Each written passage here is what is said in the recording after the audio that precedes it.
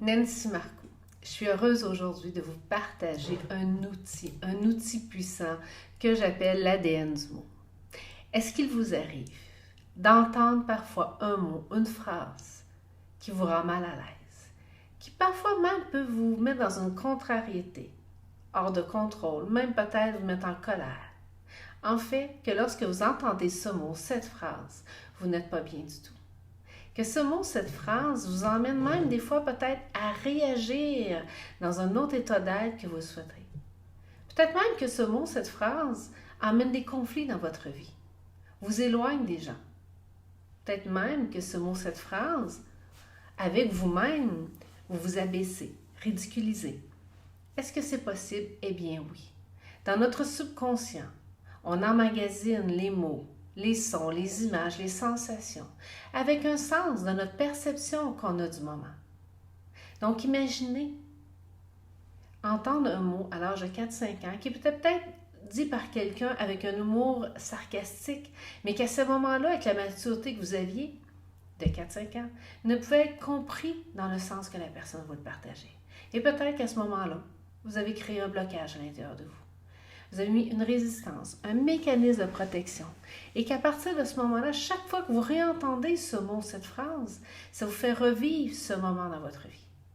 Eh bien, l'ADN du mot est là pour que vous puissiez l'explorer, le libérer et le transformer à l'intérieur de vous. Simplement avec un crayon et un papier. Et prendre ce temps avec vous-même pour faire un demi-tour dans votre conscience et faire de l'introspection pour creuser, aller de plus en plus loin dans cet ADN du mot. Aujourd'hui, je vais vous faire expérimenter.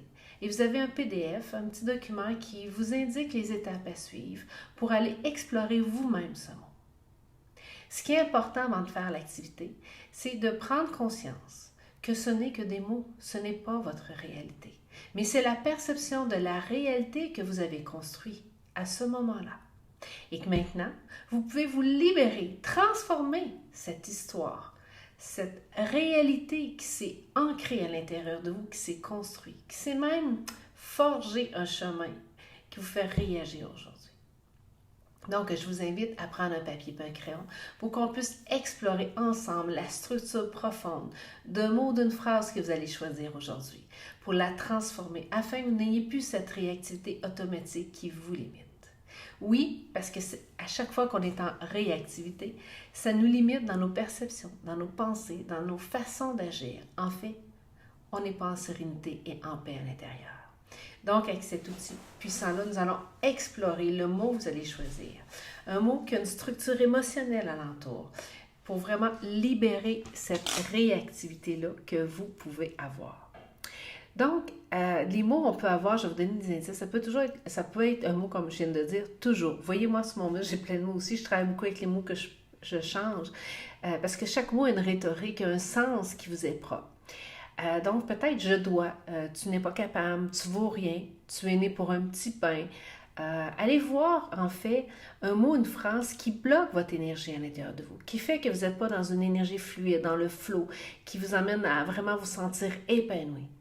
Reprenez votre autorité. Ne laissez pas le mot, la phrase, l'expression prendre tout le pouvoir de votre vie et vous emmener dans des réactivités. Parce que les mots peuvent créer une expérience. En fait, les mots créent une expérience à l'intérieur de nous comme un son, comme une odeur, comme une sensation. Et ne laissez plus cette réalité-là devenir votre réalité aujourd'hui. Recréer, libérer, transformer pour choisir, en fait, de reprendre votre pouvoir face à ce mot qui n'est pas vraiment votre réalité. C'est une réalité qui est construite à partir d'un moment donné, d'une perception, d'une pensée, d'un état d'être.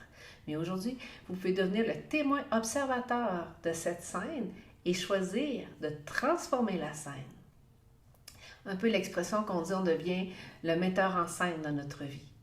Donc, prenez quelques instants pour réfléchir à un mot, à une phrase, une expression que vous allez pouvoir déposer sur votre papier. Et, comme je disais tout à l'heure, ce qui va être important, c'est de ne pas vivre l'émotion. Simplement de le voir comme sur un écran de cinéma, sur une télévision, sur un écran d'ordinateur. Donc, de ne pas complètement vous laisser embarquer dans le mot de la vie, non, devenir le témoin observateur, justement de déposer ce mot-là et d'aller en profondeur du mot pour laisser aller l'autorité que ce mot a sur vous. Donc maintenant, choisissez un mot ou une phrase qui est un déclencheur dans votre vie. Et vous avez aussi un PDF qui vous indique les étapes à suivre. Donc là, je vous le raconte avec moi présentement dans la vidéo que je fais avec vous, excusez, mais vous avez aussi un PDF qui va vous indiquer les étapes à suivre pour vous aider. Donc ne prenez pas en note les étapes, vous allez les avoir vraiment écrites.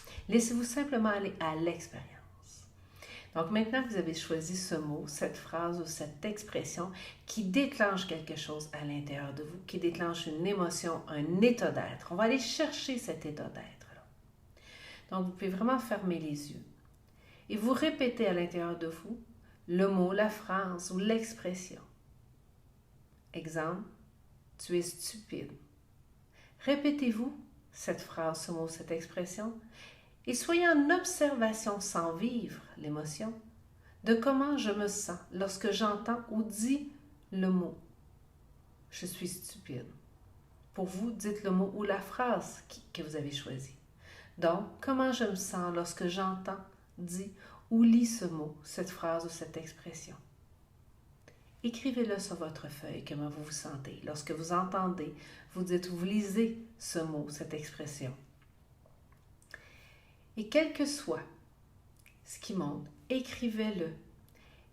Et demandez-vous à ce moment-là, maintenant, qu'est-ce que ce mot que vous venez d'écrire, cette émotion, cette sensation, cet état d'être, signifie spécifiquement pour moi? Exemple, tu es stupide, j'ai une boule au niveau du plexus qui me bloque. Donc j'écris boule au niveau du plexus qui me bloque. Qu'est-ce que ça signifie pour moi, la boule au plexus qui me bloque? Je reviens à l'intérieur de moi. Ce qui monte présentement, ça pourrait être tristesse. Et à ce moment-là, vous répétez encore, qu'est-ce que la tristesse signifie spécifiquement pour moi?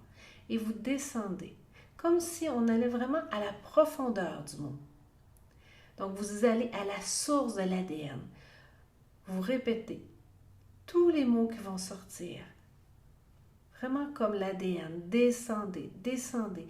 À chaque mot, à chaque état d'être, demandez-vous qu'est-ce que ce mot, cette phrase signifie spécifiquement pour moi.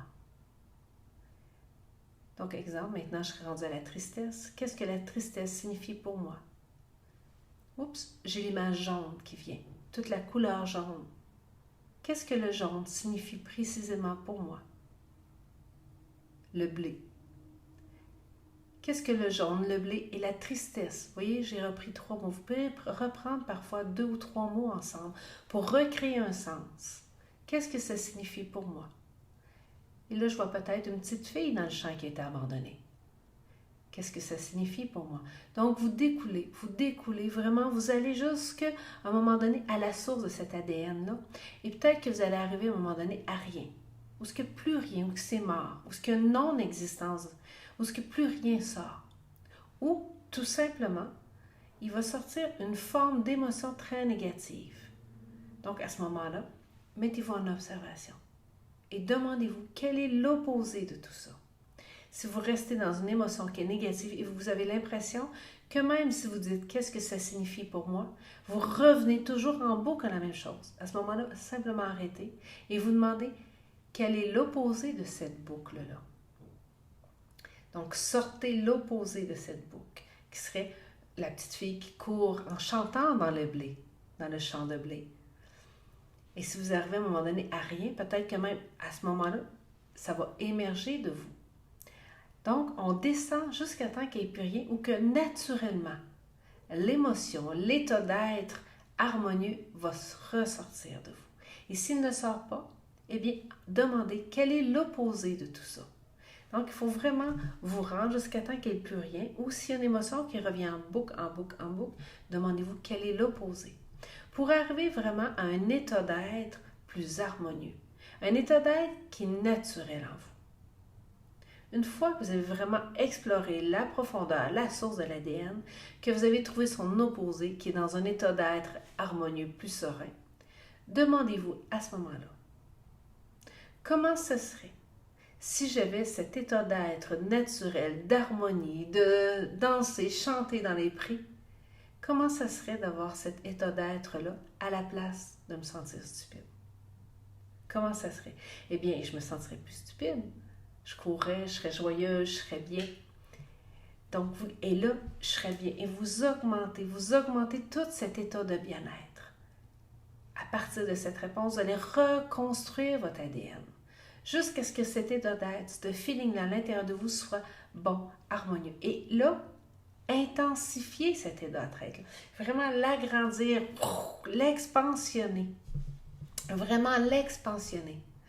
Et maintenant, vous vous demandez comment puis-je être stupide dans cet état où je cours, je danse, je suis bien? C'est impossible.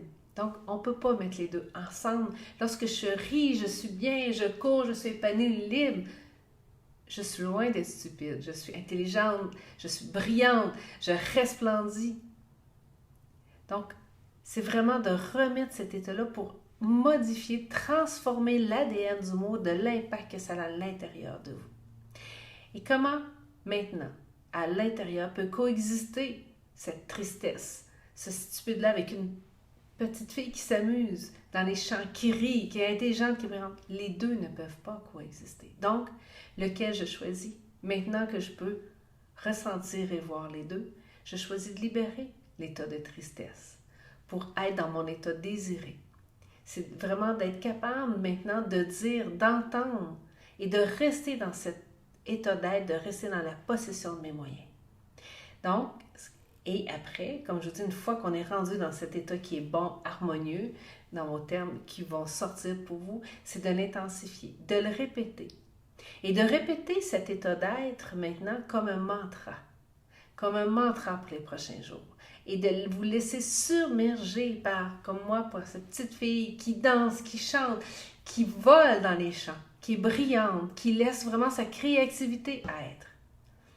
Et je vais me répéter pendant les prochains jours ce mantra pour que l'ADN du mot qui était dans la négativité, si on peut dire, n'existe plus parce que je choisis maintenant d'expansionner, de nourrir, d'arroser cet état d'être maintenant qui m'emmène dans une harmonie, une sérénité, une joie de vivre.